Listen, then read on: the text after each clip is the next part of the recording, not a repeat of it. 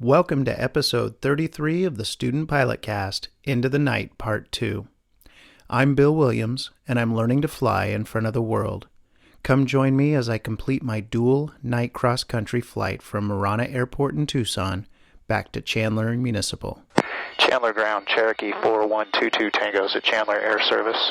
We have information Romeo and would like to depart to the southwest en route to Tucson. What does it take to be an angel?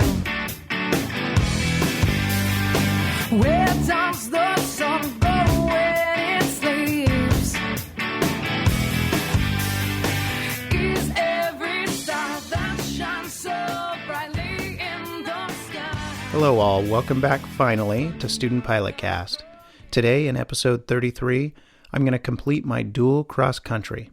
If you remember from episode 28, the first part of this flight, we had flown from Chandler to Marana in the northern part of Tucson, and I landed pretty flat on my first landing there. I guess I was a little disoriented by the darkness, and I thought I was a foot or so higher than I actually was. And when I was in what I thought was my roundout, I landed. We'll get back to that in a second, though. So my Oshkosh audio coverage is done, and it's time to get back to the training. I did want to mention that a Remos GX flight video is on the way, just not done with it yet. But that'll likely be the last coverage I do of AirVenture 2009. For more information on that flight, though, check out Stephen Force's Airspeed episode about that. Steve brought in several folks, including me, who had flown the Remos at Oshkosh to talk about the flight, the characteristics of the aircraft, etc. It was fun to get together to talk about this airplane and to hear everybody else's comments as well. I'll put a link to that episode of Airspeed in the show notes, so check it out for sure. Okay, let's get back to the flight, which is why you're all here, right? We were on the go at Marana after my less than stellar landing. We'll pick it up there. We'll do some back at Chandler too, but we've done, looks like we've done 0.8, almost half of what you need. So we'll do another stop and go that way. Might as well, we're here, we might as well do one, and we'll do a couple back there. Marana traffic, system 1405 Mike is right base, runway 30 Marana. Okay, let's go ahead and go crosswind here. We're not climbing real fast, are we? No, we're not. Let's go ahead and lean it out a little bit here. Because density altitude was 4,900 feet, so maybe we've been leaning. Marana traffic, Cherokee 22 Tangos turning right crosswind, 30 full stop Marana. Yeah, that's why they had trouble getting the pattern altitude. Yeah. I think the guy got his information wrong, 3 miles east of Marana. Yeah. I think he was screwing with us. Yeah, that's pretty nuts. Might as well have said it's at Marana. It's raining at Marana, 3 miles east. Yeah, it's clear. There's not a cloud out here.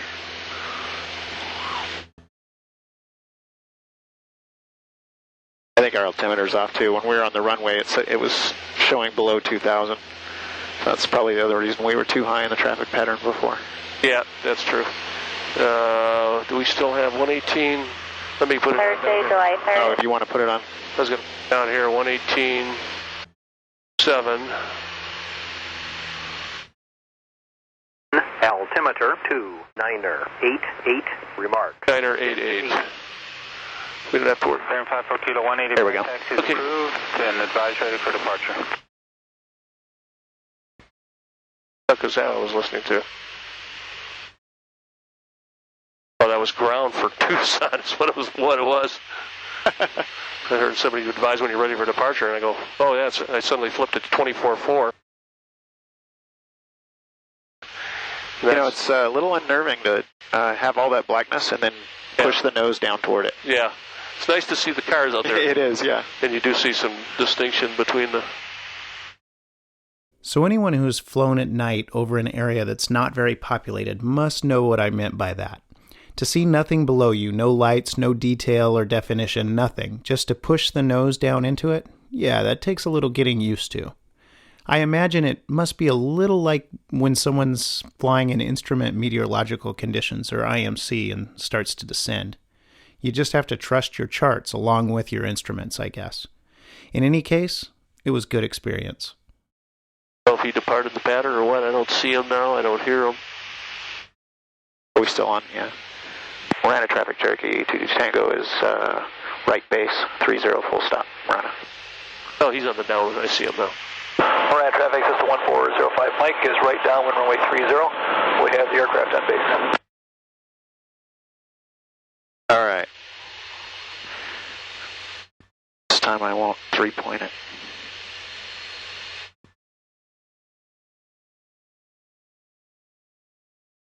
Marana traffic, system 1405, Mike, right base, runway 30, Marana. Get that nose straight. That's all I got to do. Okay, let's go ahead. He's on right base, so we're going to stop kind of quickly here. All right, that time the landing was a little better. We brought it to a stop and firewalled the throttle again. And we were off. I don't know what happened with this next radio call, but I reversed the Marana traffic and the part where I identify myself, and I'm not even sure I noticed it at the time. I guess I was a little busy dealing with left-turning tendencies and things like that while I was taking off. I guess this is as good a time as any to explain that phenomenon for the newcomers to aviation. Without getting into the science of it all, when a propeller-driven aircraft is accelerating, usually for takeoff, but anytime it accelerates with lots of power and a high angle of attack, several different laws of physics conspire to cause a very noticeable tendency for the nose of the aircraft to pull to the left.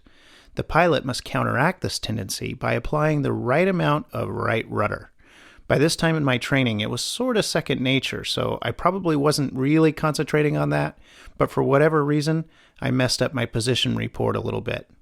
It's actually a little bit funny because what I said doesn't make any sense at all, and I didn't even catch it. We'll continue as we begin our trek home again. Larry and I discussed the time a bit from my flight planning and tried to make sure that the flight plan I filed with flight service was going to work out okay as far as the timing went. It would. Also, we speak a bit about making calls over Pinal Air Park, and the traffic there would end up forcing our hand a bit on that issue, but take a listen. We'll depart for home now, so. All right. Cherokee 22 Tango, Marana traffic is on the go, and we'll be departing to the north. Marana traffic. And again, I don't know if you had your sheet. Again, we're kind of piloting our way, Yeah. just following checkpoints. So it's 21:27 local right now, and I had 41 minutes going back. Okay. So we activated at 8:40. So we 8:45. Yeah, it's activated 8:45. 9:45 is an hour. 10:45. And subtract 10 from that. 10:35 is when they'll expect you to close your flight plan, if I got that correct. All right, looks like Picacho Peak is right out in front of us, right? No, that's not Picacho. That's some hill, though. Yeah, I think it might be Picacho Peak. I don't know what other hills are out here, but you can see the 10 over there, so we're going to, and you can see the hills out that direction, so I think that might be. It's just an illusion at this. I'm going to overfly Pinal, but I should probably talk to him. Yeah, at least we don't necessarily have to talk, but we'll monitor. But listen, yeah. It's 123 something, but again, we're going to be over their pattern, so we at least monitor, and we can see traffic. Yeah. It's not absolutely required that you call, but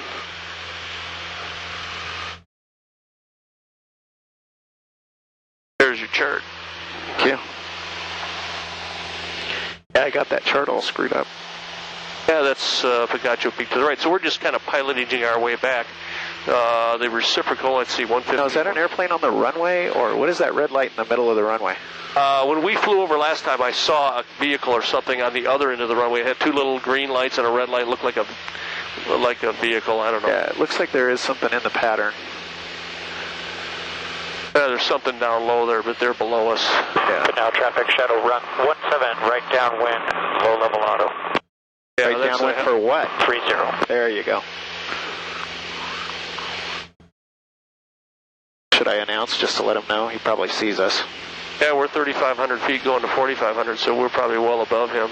Yeah. If I heard anybody else coming in from the distance and I thought they were higher, I might make a call, but it's kind of, we got every light in the world on. He's got his lights on, we see him.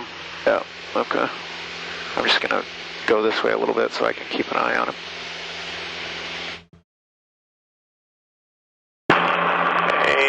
pretty high open. You got it. Looks like a fixed wing coming right over the runway here. Okay, in that case. Yeah, that's correct. You got a Cherokee. We're 3,700 feet going to 4,500. Should be no factor for anybody at the airport for now. Right, thanks.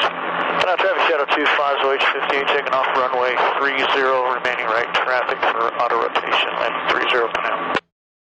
Now, see, helicopter. If we hadn't talked to him, it wouldn't have made any difference. But I was sitting here thinking as you asked me that, and I say, you know, there's times you want to talk, and there's some people that talk too much. All the time? Yeah, and they talk more than they look. It's real important to look first, Yeah. you know, and not just rely on making an announcement. But is it unimportant to talk? No, you should talk to and probably use every resource you have. So when you ask me that, I'm sitting there thinking, well, it's nighttime, we can see him, it's really not going to be a factor if we don't say anything, but it's probably a good example listening to that to just go ahead and, if you see planes in the pattern, just make a courtesy announcement, I guess. Again, if we hadn't made an announcement, at least by saying that, he knows you're monitoring the frequency too. So yeah. You can see what I'm saying. We're at 4,200 feet. By the time we got to 6,500, we're going to be halfway home. Yeah. So, again, though, at night, I mean, it's nice to fly a little higher. In case you had an engine failure, we might have enough altitude to make it over towards the freeway there, or maybe some lighted parking lot or something. I don't know. Yeah. And again, let's see, the reciprocal of 143, 323, I think, 143. Yeah, well, so we got there. Oh, no, we want to go to... We want the reciprocal, 323, I think is what it would be. All right. There you go. Just for a backup there, there's 323. And that'll take you right. That'll take you to Phoenix again. We don't want to go to Phoenix. So we're just going to hang right here because you're heading right down really too far in that direction. Low level auto rotation. Yeah. So we can just simply head back in this direction now. Just go west of towards again. Eloy. Or Eloy again. Again, I'll push direct Eloy here. Push direct. E60, enter. And we're only 10 miles from Eloy. And it's desired track 313. We're tracking 330. And we look at the compass real quick. Almost 330, and you 32. Yeah, 325, right? 325, and we got it on 340. So just 325. So there you go. Well, I don't see any lightning out there, so I don't think any of that was a factor. I think we kind of hard to see Picacho Peak here, but obviously you got the 10. Yep. It's going to curve back to the north. I don't know. Again, they don't have a beacon at Eloy, so here comes another airplane and kind of following down the freeway. Yeah, I see it. For now, traffic shadow 25 right base. Low level auto landing 30 for now. Be landing first 1/3. Yeah, he's kind I'll of put in 122.8 for Eloy. It's kind of coming right at us, so we'll hang a little bit of a right just to. But now traffic shadow 17. Take off 30 right Picacho's right here to the right. Low level auto. Again, you can see lights off your nose, so you're not going to hit Picacho. I think it's right here to the right. I see a hill over here. It's this side of the freeway. So see where the freeway disappears? That's where it's at. Yeah, okay. I just don't know how close it is this way. All right, he's past us. See if I lost my light here. I dropped it in my... Yeah, we'll just see how our time's going. Let's see. We need 1.7. We have 1.1. That's not too bad. We need 0.6 more, and we're going to eat up a little bit more, another 0.3 getting back to Chandler. So you can practically see all the way to Chandler now. Off our nose, the airport should be up beyond it. I think up beyond it to the left there. Might be that over there is Arizona City.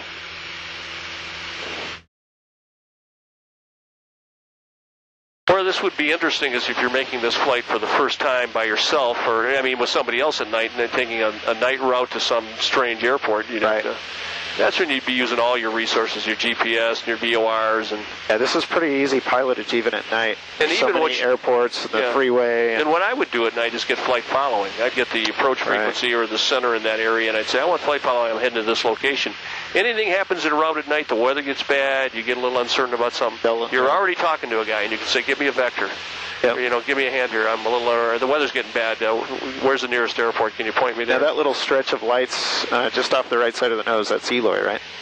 The airport, are you talking about? Yeah. I'm not sure. We're going to have to get a little closer, and we'll click the lights on. I'd still wait till we got just a touch closer. It's over this way, yeah. Okay. We were well on our way back to Chandler. The flight was fairly uneventful. We spoke about the importance of switching tanks in the Warrior, and Larry gave me some other pointers on using pilotage at night. He helped me find Eloy in the dark as well, and helped me spot other landmarks. Then I got a little startled. Whoa! What's wrong? What the heck was that? Something went right by us. Oh, did it really? Like a bird or a bat or something. Or a balloon or something. Yeah, a balloon, yeah. It went right by us. It was kind of a whitish color. Wow. Wasn't a tracer, I hope. Yeah. Or being shot at. Yeah, I wasn't expecting to see something go by us like that. All right, so my heart rate was up just a tad. Whatever it was startled me a bit. It was probably just a plastic trash bag or something that got caught in a dust devil earlier and was floating back to Earth or something. Who knows? But with the slight shot of adrenaline, at least I wasn't in danger of dozing off. We also spent some time on the way back sounding like pilots hanging out. Namely, we started complaining about the rising cost of avgas, the dependence some pilots have on high-tech gear and today's new airplanes, and how it can make some of us overconfident, etc. So he was warning me about that in my future flying. But we'll leave all that hangar talk out of the podcast this time. So the flight went on, and at this point we were coming into the Phoenix Valley, and we spotted the beacon at Chandler. As we got a little closer, we closed the flight plan we had open so that we could do some stop and goes back at Chandler and not have people start looking for us. She asked me for a pilot report, which I wasn't really prepared for. I got a little bit of help from Larry, and I just muddled through it as best I could. Prescott Radio, Cherokee 4122 Tango, over.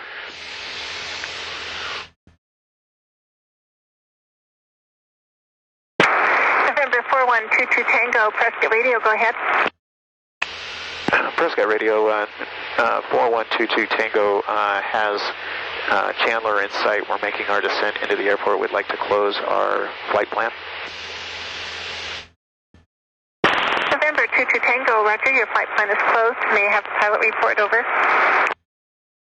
And you could tell them we went to Marana and it was clear. We went to Marana and back, and it was clear and smooth. 22 Tango. November 22 Tango, roger, and your cruising altitude? We were at 5,500 feet going down, 5,500, and 4,500 coming back north. 22 Tango. So since the tower was closed by this time, it was now an uncontrolled airport. So instead of ATIS, we tuned in the frequency and got an automated weather report along with some noise abatement requests and a few other pieces of data. Here's the weather portion of the broadcast at the time and our approach to land. Chandler Municipal Airport. Automated weather observation. 0458 Zulu. Weather. Wind. Calm. Visibility 10. Clear. Below 12,000. Temperature 35 Celsius. Dew point 10. Altimeter 2980. Remarks. Density altitude 3,900. Chandler Tower hours of operation are 0. Okay, Jeez, let's get that off of there. Chandler traffic, Cherokee 4122 Tango is inbound from the south, 6 miles away. We'll be making right traffic for 22 left, stop and go, Chandler. I don't think anybody's out there, but... No, I don't think so. Well, I messed up again. I reported that we'd be making right traffic for 22 left, which of course doesn't make sense. I think because I would be turning right to enter that left downwind, I said the wrong thing. I actually caught it a few seconds later, but since no one was there in the pattern or at the airport area, we decided just to amend it later when I made my next report. Here we are entering the pattern. All right, so fuel pump is on, mixture's full rich, tank is on the right.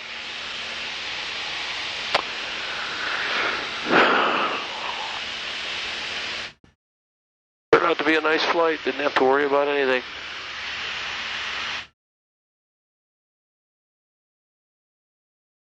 Chandler traffic, Cherokee 22 Tango is making left traffic for 22 left, full stop, Chandler. technically I should say stop and go, huh? Yeah, I think we're okay. Nobody's here. Chandler traffic, Diamond 4119 Bravo, about 10 to the south, 3,500 inbound. We'll be on stop and go using runway 4 left at departing pattern to the north. So we completed the pattern, and we were on short final when the lights shut off. It was actually pretty funny. We both jumped on the push-to-talk switch to get the lights back on, and with both of us clicking wildly, the lights turned on and then quickly turned off again. We realized it immediately what was going on, so we turned them back on to medium intensity with 5 clicks. Good times. Larry then talks me into the landing. I wasn't putting in enough right rudder to get the nose straight, so he let me know it. Oh.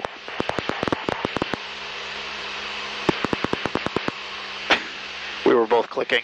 Oh, that's what it was. Yeah. You were clicking too? Yeah. Sorry, I didn't mean I started clicking and you started clicking. So. We canceled each other out. Okay, yeah, just hold it off here. Yeah, just ease it up right here. Get that nose straight too. Little right rudder, see? The landing was fine once I got on the rudder a little more, so we stopped and pushed the throttle in again for our takeoff. We're going to tell them we're using 22. Yep. Chandler traffic, Cherokee 22 Tango is on the go on 22 left, and we'll be staying in the pattern for a stop and go on 22 left, Chandler.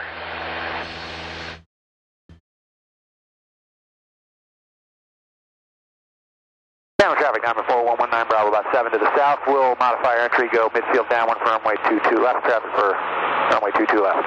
Falcon, or Chandler. We're going to lean it just a touch. Okay. Get a little extra power. The altitude, yeah. Or something. Yeah, that's him out there. He's still 7 out. Not too bad for how hot it is. Yeah, really. It's a little better.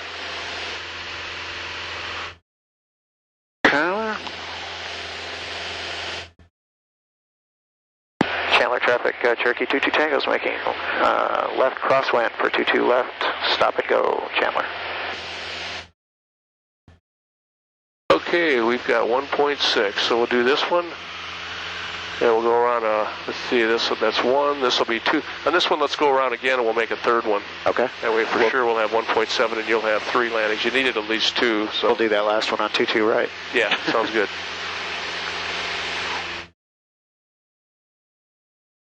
Chandler traffic, Cherokee 22 Tango's on downwind to beam the tower, left downwind for 22 left, stop and go, Chandler. We're just going to make TPA when we get to beam the approach end. Yeah, it looks like it. So we brought it around again and actually didn't talk much until we were on the ground, so I actually don't remember how the landing was. Considering neither one of us said anything, it was either an acceptable landing or we were both asleep. I'm going to go with the former. We would make this next one our last landing of the night. We'll pick it back up as we were taking off. So we'll be a full stop terminate, so let's see. Chandler traffic, Diamond 4119 Bravo, turning left face, runway 22 left. Chandler. Chandler traffic, Cherokee 22 Tango's on the go. We're going to stay in the left-hand traffic, Chandler.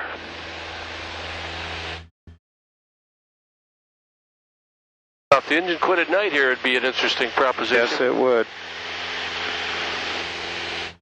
There's a road over there. It looks kind of dark out in front of us. Yep. Keep the landing light on if we like to. Chandler traffic, Diamond 4119 Bravo, we're turning final, runway 22 left, stop and go, Chandler. As you heard earlier, we decided to make the last landing on 22 right. The reason for that is that it's much closer to parking, so less taxiing is necessary. Here we are in our downwind. Chandler traffic, Cherokee 22 Tango's on left downwind for 22 right, full stop, Chandler. Okay, there's 1.7, so we know we got it. Okay, there's a beam 22 right. Oh yeah, it's looking at the wrong runway. Okay. Chandler traffic, Diamond 4119 Bravo, upwind runway 22 left, making left traffic, we'll depart the pattern to the east off the downwind leg, Chandler. What side downwind? I thought he said to the left. It was. So it doesn't really matter. won't be a factor for us.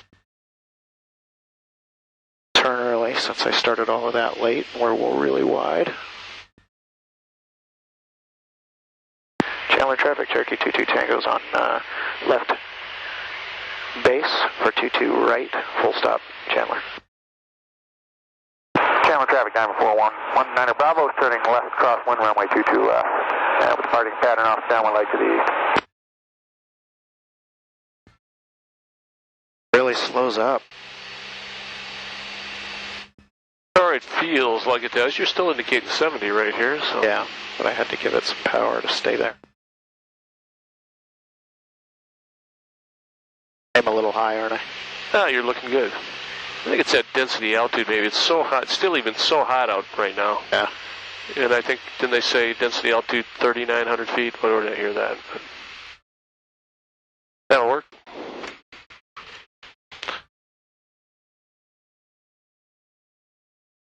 Trapped in here. I can't get it.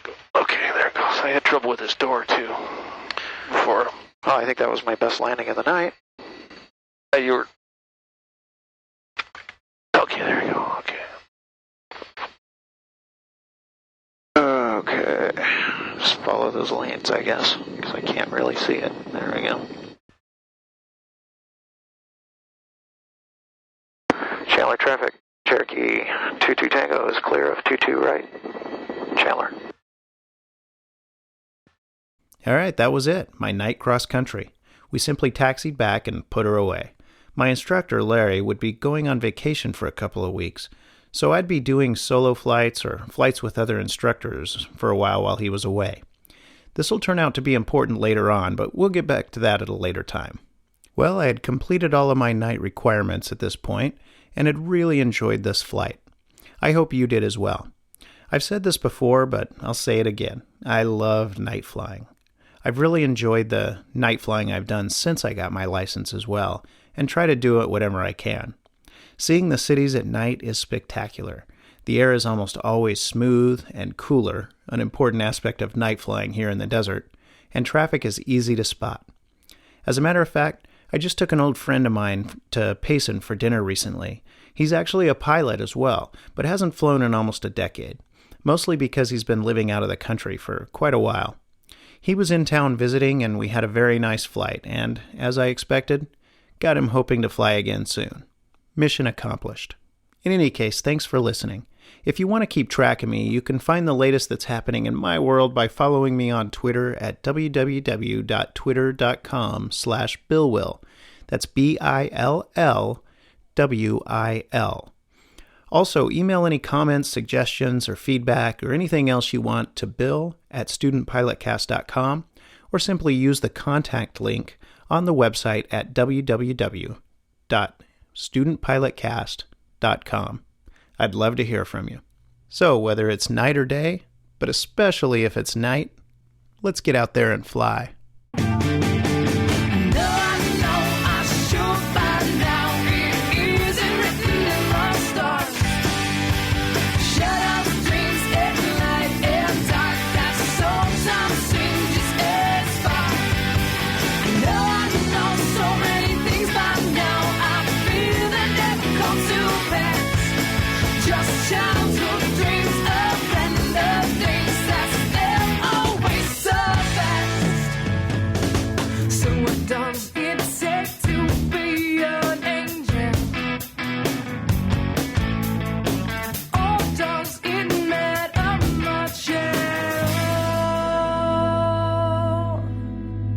The music for today's episode is To Be an Angel by the Canadian band Uncle Seth. You can get more information and subscribe to the Student Pilot Cast using iTunes, Zune, or any other podcast aggregator at www.studentpilotcast.com. Remember, any instruction that you hear in this podcast was meant for me and me alone in the situation that we were in at the time. Please do not try to apply anything you see or hear in this episode or any other episode to your own flying. If you have questions about any aspect of your flying, please consult a qualified CFI.